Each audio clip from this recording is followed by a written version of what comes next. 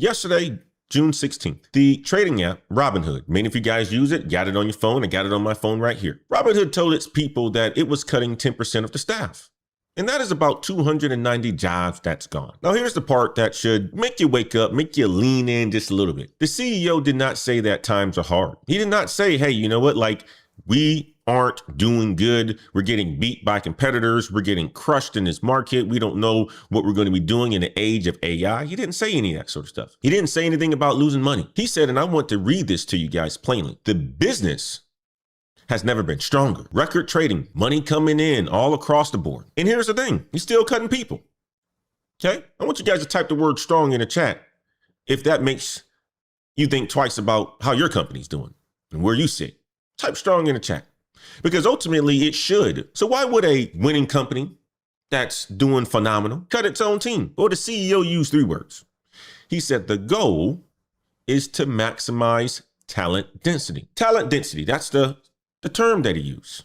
Let me translate that to you in the corporate talk, in the corporate speak, in the real talk, the way you and I speak to each other when we have our phone calls. It means that they want fewer people doing more at a higher bar.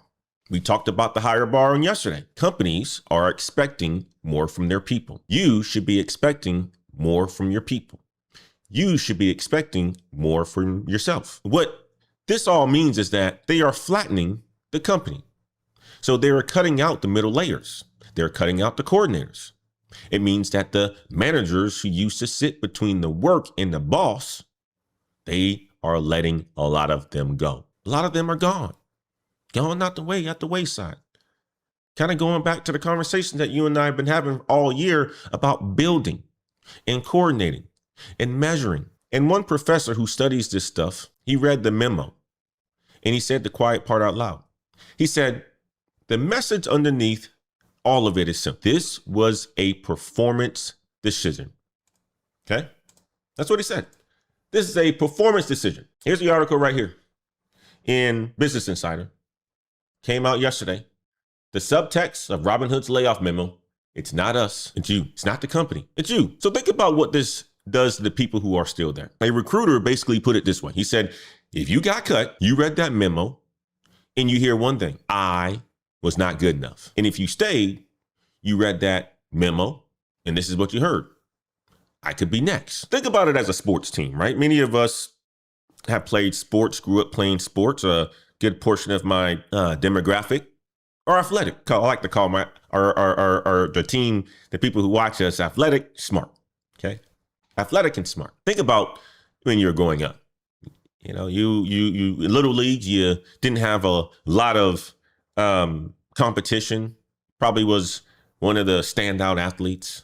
Middle school, you still probably stand out. Then you hit high school, right? And if you grew up in a small town like I did, you potentially, the high school fed into one high school. And then you had more athletes coming from the different schools. So, you know, you being a top dog in middle school, in high school, you're not the top dog anymore. It's kind of like what's happening inside these companies right now as well. So companies are expecting to keep their top dogs. So you got to step your game up. Otherwise, you're going to be in a cutting block. And it happens sometimes, right? Michael Jordan got cut. That was the famous thing about MJ. He's gotten cut before. It happens. The biggest thing is you got to know where you stand.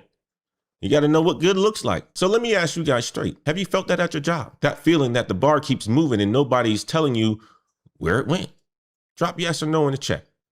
I'm going to read where you guys standing at, okay? Now, Robinhood is not alone. This is a pattern of 2026. The numbers back it all up. One report just showed that almost 40% of the layoffs announced in May were blamed on AI. That is the leading reason companies are giving at this point in time. And it's not a bad economy, although job market is not so good, but it's at that point in time where companies are basically saying that is AI, okay? Whether you believe it or not, it's what companies are saying. I'll share another article with you guys. CNBC. AI is now the leading reason companies give for cutting jobs, says new report. What that means for the workers. So here's your takeaway for this one segment that we're going through right now. A healthy company is no longer a safe company. For years, we told people to find a profitable company, find a company that's doing well, find a company that has a good culture. Well, that rule is dead now. The new question is not, is my company making money? Is my company growing revenue? Is my company doing well in this market? The new question is my job close to AI or far from it? Or is my job close to the customer or far from it? Or is my job close to the revenue or far from it? So if your main job is being what I like to call a human router, passing papers, passing reports, all that sort of stuff to the executive team, you may be sitting in a cut seat, okay? Let me say what a human router is.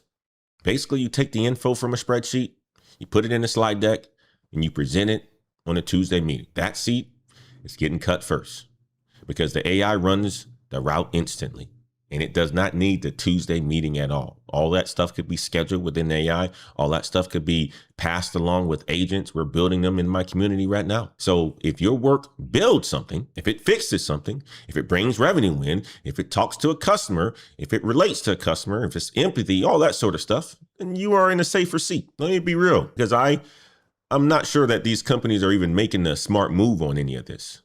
Right? We're going to find out. Their leaders are making decisions on the best interest of the company, and that's what they do.